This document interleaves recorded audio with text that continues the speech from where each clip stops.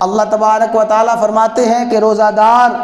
میری محبت میں آ کے، اللہ روزہ دار میری محبت میں آ کے یدعو شہوتہ و طعامہ و شرابہ، میری محبت کی وجہ سے کھانا پینا چھوڑ دیتا ہے، شہوت سے باز رہتا ہے، میری محبت میں آ کے حلال اور جائز چیزوں کو چھوڑ دیتا ہے، جب میری محبت میں ایسا مست ہوتا ہے پھر اللہ تعالیٰ انعام کیا دیتے ہیں؟ فرمایا لا خلوف فم الصائم اطیب عند اللہ، اس روزے دار کے خالی معدے کی وجہ سے جو اس کے منہ میں بو پیدا ہو جاتی ہے، چونکہ یہ محبت میں سب کچھ ہوا ہے، یہ محبت میں سب کچھ ہوا ہے، میرے اللہ فرماتے ہیں روزے دار کے منہ کی بو مجھے کستوری سے زیادہ محبوب ہے۔ کیوں؟ یہ محبت کی وجہ سے ہے، یہ محبت کی وجہ سے ہے، محبت میں یہ سب کچھ جائز ہوتا ہے۔ فرمایا اس کے روزے دار کے منہ کی بو مجھے کستوری سے زیادہ محبوب ہے، اور آخر میں فرمایا الصوم لی، روزے دار میرے لیے روزہ رکھتا ہے، وَأَنَا أَجْزِي بِهِ، میں ہی اس کی جزا دوں گا، باقی سارے کے سارے نیک اعمال، فرشتوں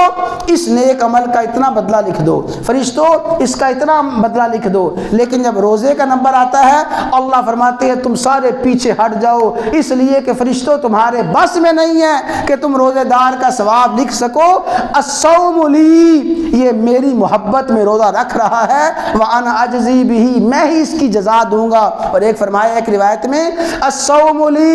وَأَنَا أُجْزَى بِهِ، یہ روزہ میرے لیے ہے، میں خود روزے دار کی جزا بن جاؤں گا۔ گویا کیا ہے؟ محبوب فرماتے ہیں میں خود محب کا بن جاؤں گا، محب میرا ہو گیا، میں محبوب کا ہو گیا۔ جب سب کچھ اس نے میرے لیے کیا ہے تو من کان للہ کان اللہ لہ، جو اللہ کے لیے سب کچھ قربان کر دیتا ہے اللہ تبارک و تعالیٰ اس کا بن جاتے ہیں۔ تو یہ محبت الہیہ ہی کا اظہار ہوتا ہے عبادات میں۔ تو میرے بھائیوں کاش اللہ تعالی ہمیں محبت کی کوئی چاشنی نصیب فرما دیں، پھر جب محبت کی چاشنی، محبت کی مٹھاس مل جاتی ہے پھر بھوک اور پیاس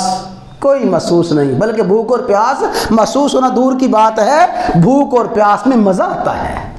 جب محبت الہیہ کی چاشنی میں اور مٹھاس میں ڈھل جاتا ہے پھر طویل قیام میں ایسا مزہ آتا ہے، ایسا مزہ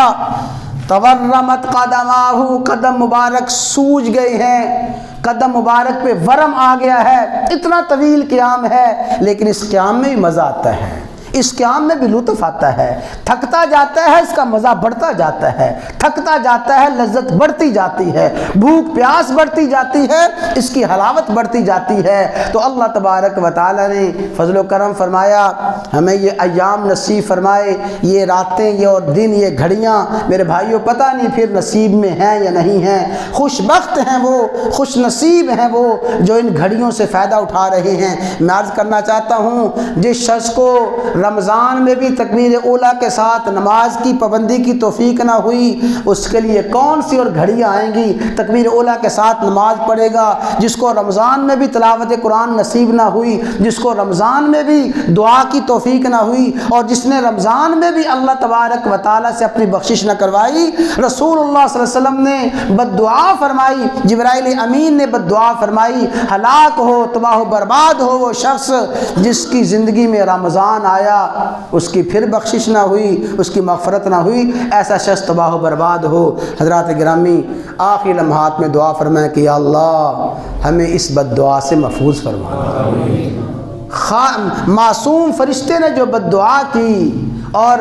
خاتم المعصومین نے اس بد دعا پہ جو آمین فرمایا ہے، یا اللہ ہر مسلمان کو اس بد دعا سے محفوظ فرمانا۔ اللہ تعالیٰ میری آپ کی حفاظت فرمائے۔ ماہ رمضان اللہ تبارک و تعالیٰ ہمیں بقیہ ایام ایسے گزارنے کی توفیق عطا فرمائے، ماہ رمضان کے روز قیام ہماری بخشش کا مغفرت کا ذریعہ بن جائے۔